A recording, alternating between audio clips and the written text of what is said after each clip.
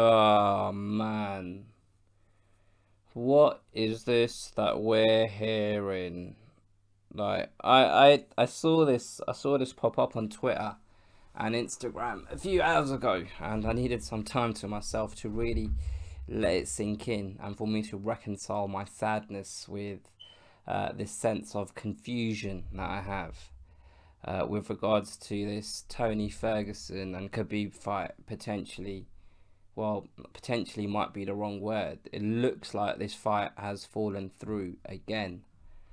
Um, so if you don't know, if you've been living under a rock in self-isolation, quarantining yourself from the rest of the world, I don't blame you, to be honest with you, because if this is the kind of shit we have to put up with, I might consider doing the same thing. So Khabib was on Instagram Live earlier today, and he basically told us this story about how he was in the States. Then he was told that it looks like it's 99% certain that this fight against Tony is going to be in Abu Dhabi or that part of the world. So he flew over there, and then he was told that he needed to get out of the country because they're closing their borders. So he went back home to Russia, and now he's in a position where Russia have closed their borders. So he can't fly out anywhere for a fight with Tony Ferguson on April 18. Meanwhile, the UFC have now changed tact and they're trying to organise this fight at some secret location that they haven't disclosed in the States. So Tony Ferguson and Khabib are in two separate countries and they can't fly, or Khabib can't fly to a location that Tony Ferguson will be in on April 18 to fight him. So the UFC have now focused their attentions apparently on Gaethje facing Tony Ferguson on April 18 to save the card. What are we trying to save here is my initial question. Like, what is the attachment to the numbers UFC 249? Why are we so fixated on an event called UFC 249 going ahead by hook or by crook? Because last I checked, us as fans were excited about Khabib against Tony. Now, Khabib against Tony could have been on UFC 250, 251, 248, 252, 247, 250. You get the fucking picture. We don't give a shit about UFC 249. What we care about is Khabib against Tony Ferguson. Now, if UFC 249 isn't going to be the event that we see Khabib fight Tony Ferguson on, then I don't give a flying fuck about it. Don't get me wrong, I would 100% enjoy a fight between Justin Gaethje and Tony Ferguson in any circumstances apart from this one. This event isn't a UFC event. This event is for us as fans to get the opportunity to see Tony Ferguson step into a cage with Khabib. We've been waiting for 5 years for this to happen. 5 years. Now, I know this fight has fallen through 5 times and this is the 5th time it's going to fall through. And people are talking about how this fight is cursed. This fight isn't cursed. Because on those previous 4 occasions, something happened to one of the fighters for them to not be able to make it to the cage come fight night.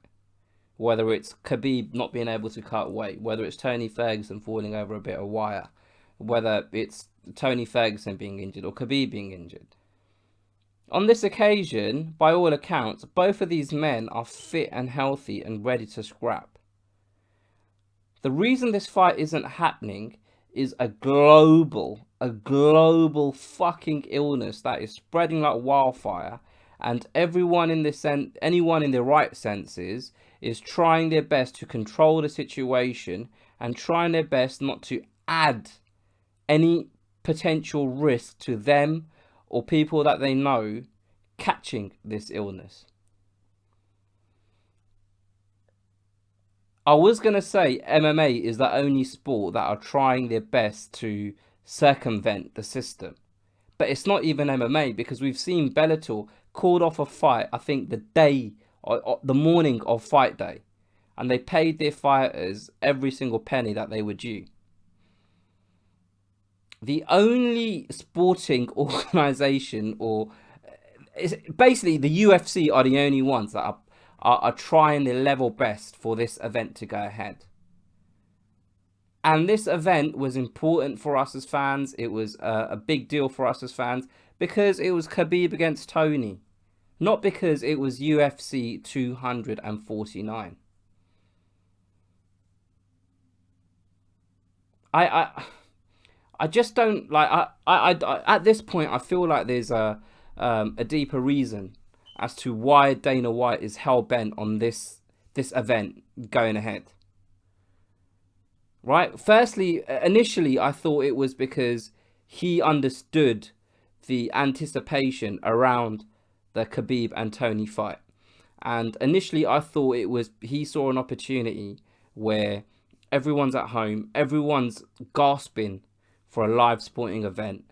And I felt that he saw an opportunity where if he can provide us as sports fans, or obviously us as MMA fans, but wider sports fans, with a live event that is like, it's a fight that actually transcends just MMA and MMA fans, that there was a pound note to be made for him within all of that. I felt that he thought that maybe, look, there's going to be, everyone's at home right now. If we start advertising this pay-per-view is going ahead on April 18, then we're going, like, the sales are going to be through the roof. We can make a lot of money with this event. The fact that they're continuing on and trying to pursue other options now that it looks like Khabib is 100% out of this fight on April 18, it makes me feel like there's a deeper reason behind all of this. And it makes me feel like it's just about the money. And I don't know whether it's the fact that they're desperate for the money, whether they need to make this money, whether the business is going to suffer beyond controllable measures if they don't put on events in the next couple of months. I don't know. But it just doesn't make sense to me. Like, the universe is telling you to calm down, sit down for a minute, let all of this stuff calm down a little bit, and then you can go again. Like, that everyone and everything in this world is telling you that. Like, us as fans, and I think I can speak on behalf of the majority of MMA fans out there when I say none of us really want to see Justin Gaethje fight Tony Ferguson in these circumstances. None of us. And beyond all of that, like, you've got Joe Rogan talking to Joey Diaz on the Joe Rogan podcast saying that, oh, if the fight goes ahead on April 18, I'm not going to commentate it. I'm not going to be there. Because he understands the risks that are involved in not self-isolating, not sitting at home, not sitting your ass down. He understands that. Do you know what I mean? Aside from all of that, like, what are you going to do? Are you going to provide tests for everybody involved in that event on that day? And what happened? When are these people going to be tested? So say come fight week, you've got fighters and all of the teams staying in some hotel that you've hired out, which will probably be empty, and it'll just be people that are related to the fight staying at this location. Say you run these tests and one person comes back as a positive test, and he's got or she's got the coronavirus. What do you do then? Does that mean everyone else staying in that same location, like, those people need to self-isolate for 2 weeks, which means they can't be part of the event? Like, do you understand what I'm getting at? Like, it just doesn't, it defies logic. All of this defies logic. I know I'm contradicting myself, because I know I made a video a couple of weeks back saying that I'm a little bit conflicted because I would watch this fight. I want to see this fight if the UFC can pull it off. But at the same time, I was conflicted because I was saying, but there's a lot of risk around this fight, and there's a lot of risk with what the UFC are planning on doing, because I'm 99% certain staff members and will be put in a position where they kind of are forced to indirectly go and work during this event when they'd probably rather be at home self-isolating. But now it's just a total, no. It makes zero sense to me, man. Just sit your ass down. Just relax. Like, everyone is like, you're like, it's not like other sport. Like, every single sport out there has come to a grinding halt. And I don't know why Dana White and the UFC feel like they're above all of that. Do you know what I mean? Like, Dana White's blasé attitude in the interviews he's been having over the last couple of weeks, it kind of is unbelievable, but believable at the same time because it's Dana White. But it just, honestly, man, like, I don't want to see an event on April 18 if it isn't Khabib against Tony Ferguson. Like, this should not be happening, and I was willing to turn a blind eye when it comes to ethics and morals if it meant Tony Ferguson fighting Khabib on the 18th, and that's just me being selfish. But now that we're in this position where Khabib can't make that date, what is the point? Why are we still pursuing this? It's not the same thing anymore. Like, it's almost like it's a childish stubbornness that I said I can make this event happen on April 18, so I'm gonna make it happen. But it's not the same event. It's lost its soul. Do you know what I mean? Everything that we as fans were looking forward to is no longer gonna be there on April 18. So what are we doing at this point? Why are we doing this? What is the motive? What is the point? It honestly, it just doesn't make sense, man. And now we've got a load of other fighters coming out and kind of throwing their hat into the ring. I'll fight him. I'll take this fight. I'll fight that one. I'll fight this one. Tony Ferguson is now in a position of power because he has every right to turn an alternative opponent down. Like, this is the fight that he's been working towards ever since he lost the opportunity to fight Khabib. However long ago it was, I think it was a year and a half, 2 years ago, when he fell over the cord. And then Ali Quinta was a late replacement. Like, he's been working his way back to this point. So why would he fight against Justin Gaethje on short notice? Like, what is there to gain for him? I'm not saying that he shouldn't take this fight because he might lose, but it just doesn't make sense. Like, why wouldn't he just wait? You know, it's not like this is an excuse that Khabib is making. It's not like Khabib is just trying to delay. Like, this is a global situation. You turn the TV on, and this is all anyone's talking about. Do you know what I mean? This is mitigating circumstances right here. The coronavirus, like, this is real. And it's alarming how the UFC and Dana White are managing the situation, because it's a bit of a PR nightmare, to be honest. Like, the things he's saying and the way he's carrying himself, you know, he's comparing it to the flu, and just these kind of arguments that people come up with when they're not willing to face the reality of the situation at hand. And I know I've probably said this 10 or 15 or 37 times during this video, but it just doesn't make sense. It just defies logic, honestly. And what are we gonna do? What is the undercard? Like, we're just focusing on this one fight, Justin Gaethje potentially stepping in. What if that fight falls through? Then what? Like, who's Tony Ferguson gonna fight? Just any random fighter that steps up? What about the undercard? What about Rose? Rose was meant to fight on that card against is it Jessica Andrade? Like, isn't Brazil now on lockdown? Isn't Brazil not allowing people to fly in or out of Brazil? Like, so what happens there? Do you know what I mean? Like, there's like this where you've lost your main event, and there's potentially going to be an undercard that looks very, very different to what was originally advertised. UFC 249 is no longer UFC 249. You know? Like, I would much rather, if I could have my way, I would much rather these guys just put a pause on everything, take a deep breath, take a step back, sit down, have a strong drink, have another strong drink, and then have another strong drink, get a good night's sleep, and then game plan. And then game plan about how you're going to come back stronger in the final quarter of the year. How you're going to come back stronger in the first quarter of next year. Because that's what the likely time frame is for all of this to come to an end, and things to resume, and things to get back to some level of normality. Because the longer people like Dana White ignore the problem that the world is facing and continue to try and live their normal life, the more it basically continues to impact the rest of us that are observing and taking in what the authorities are saying.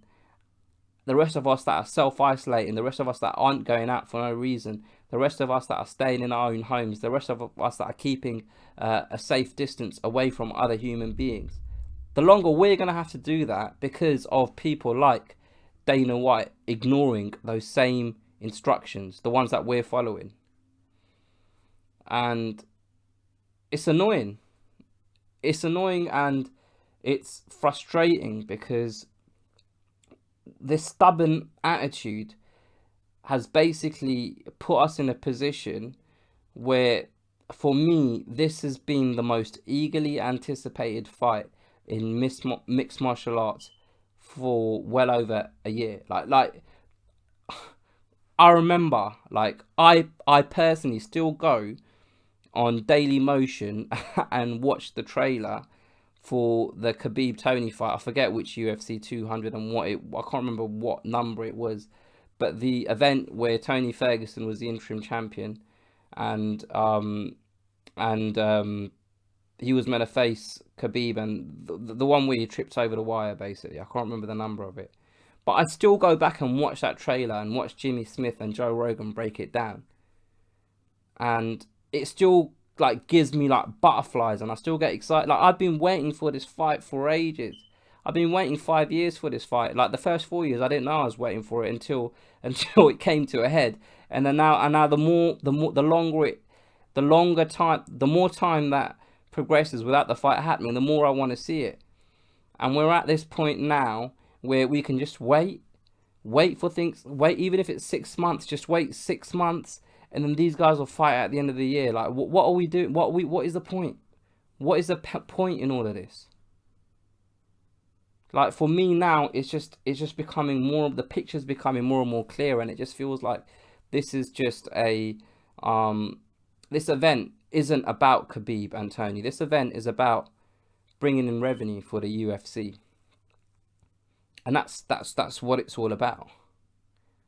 And all of the stuff that Dana White comes out and says when he speaks to the Kevin Iolis of this world, and just other people that I've seen on YouTube, talking about how media members are wimps, and how, oh, I could get struck down by a bus tomorrow, everyone's going to die, and we can't be scared of this thing. Well, we can be scared of this thing because we've got plenty of evidence to show that actual human beings are dying. Not just elderly people that are meant to be fit and healthy, they're dying. What about the lives of the people in your organization, the same people that you've said need to stay at home and work from home? These are the same people that you're going to be asking to fly to whatever venue to run this event for you. What about those people? What about the people that are in the corner of the fighters that you're asking to fight on this event? Do you know what I mean? What about the corner men and women? What about just people that work in TV production, people that are going to be asked to film this fight at the venue, and they don't necessarily want to go, but they're forced to by their boss. Like, do you know what I mean? There's a lot of like, I just can't get over how he's going to pull this off just logistically. Like, what is he going to do? Have every single person like, quarantined off in different hotel rooms, and they're all not going to be able to see and talk to each other until fight day. And like, if someone is carrying the Rona and they test positive for it, what then? Like, do you know what I mean? Like, I'll bet, like, you know, Tony Ferguson, like Eddie Bravo's in Tony Ferguson's corner, and I hope this doesn't happen. Imagine Eddie Bravo tests positive for coronavirus on fight week when they test him, but he's been around Tony Ferguson for the last 2 weeks, and he's been around the rest of Tony Ferguson's corner. So what happens then? Does that like? I'm asking these questions because I genuinely don't know what the answer is. I genuinely don't know. It just honestly, it defies reason. It defies logic. It's just the stubbornness is what frustrates me the most, man. The stubbornness. But anyway, I've gone on for way too long. I was meant to make a quick 5-minute video, and I've been talking to you guys for over 20 minutes. Let me know what you guys think. Put your comments below. Don't be scared to hit the like button. Share this with a friend if you've enjoyed it, and subscribe if you haven't already. Have a look in the description. There's links to my podcast that you can listen to that isn't on YouTube. So yeah, listen to the podcast. Follow the Twitter and Instagram. My email address is down there if you want to get in touch. Anyway, I'll catch you guys next time.